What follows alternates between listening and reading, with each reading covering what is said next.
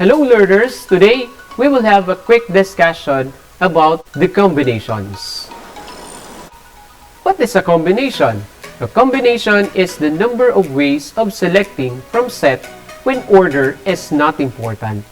The combination of n objects taken r at a time is equal to n factorial over the quantity n minus r factorial times r factorial, given that n is greater than or equal to r.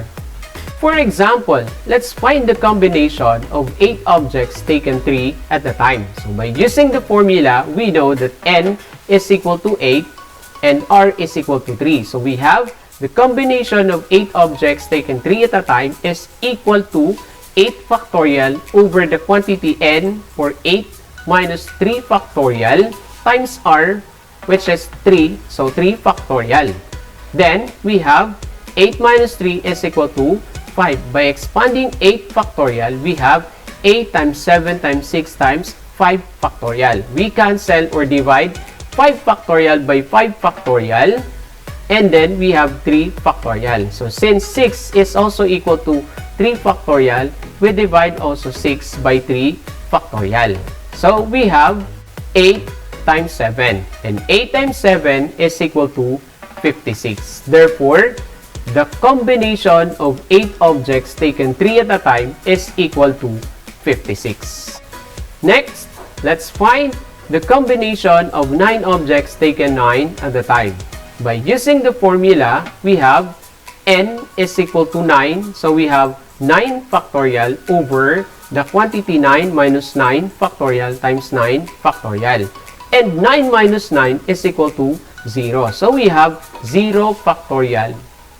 What do we mean by 0 factorial? 0 factorial is equal to 1. So we have 9 factorial over 9 factorial.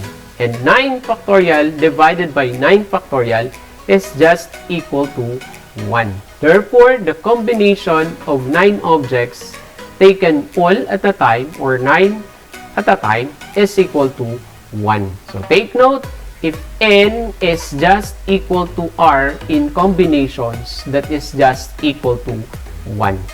Next, let's solve a simple problem.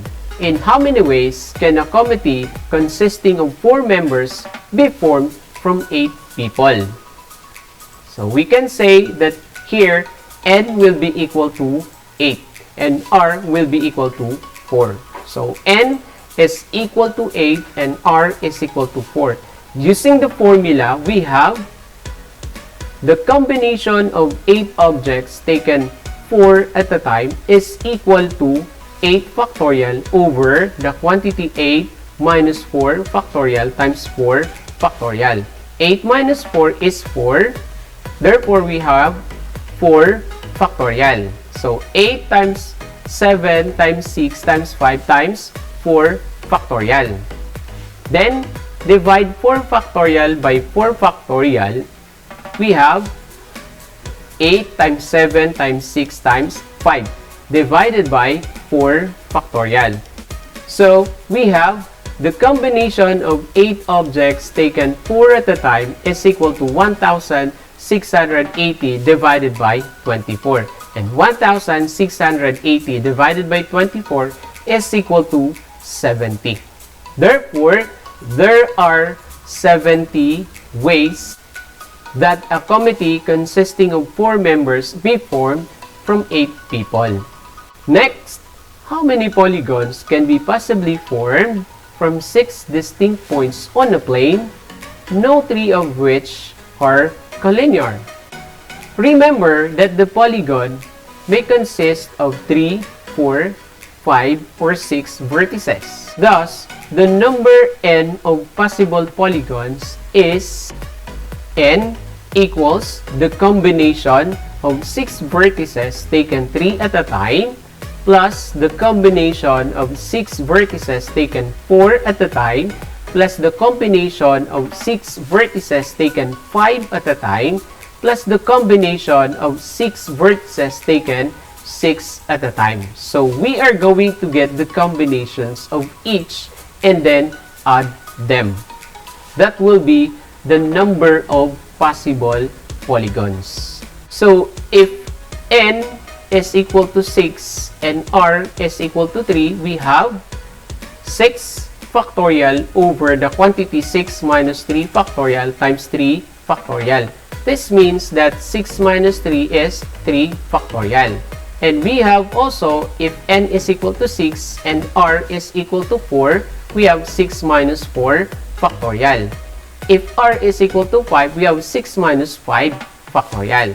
And then if n is equal to 6 and r is equal to 6 as well, we have 6 minus 6 factorial. Okay?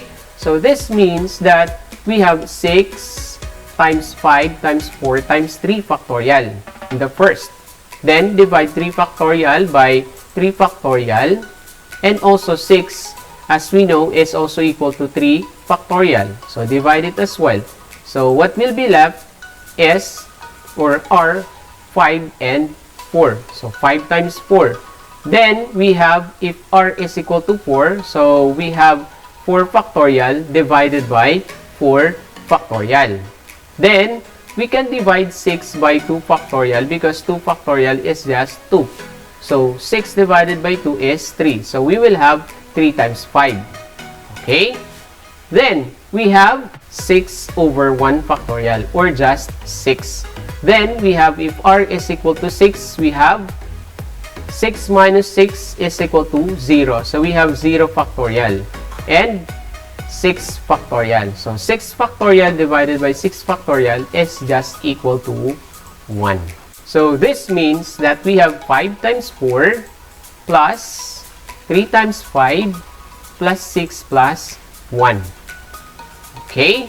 5 times 4 is 20. 3 times 5 is 15. Then we have 6 plus 1 is 7. 20 plus 15 is 35 plus 7 is equal to 42. Therefore, there are 42 polygons that can be possibly formed from 6 distinct points on a plane. Okay, next. What's the difference between permutations and combinations? In permutation, order is important. In combination, order is not important. Another thing is that in permutations, we are talking about different arrangements. In combinations, we are talking about selection or ways of selecting. Let's have an example. Given the word MAR, let us find the permutation and the combination so that we can compare. Let's find first the permutation.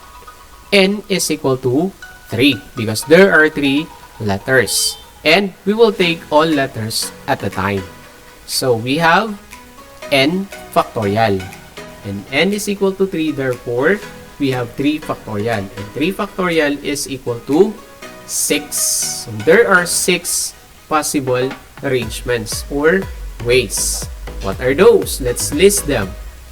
We have MAR, MRA, ARM, AMR, RAM, and RMA. So therefore, there are 6 ways or arrangements because order is important in permutations. Right? Let's have the combination.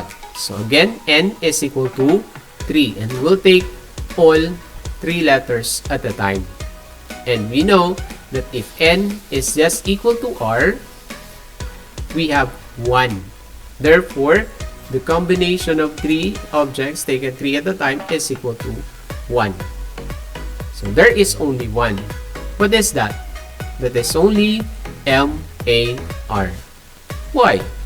Because again, combination or in combination, order is important. So it treats MAR, MRA, ARM, AMR, RMA, or RAM as 1. Okay? Okay, we're done with our quick lesson for today.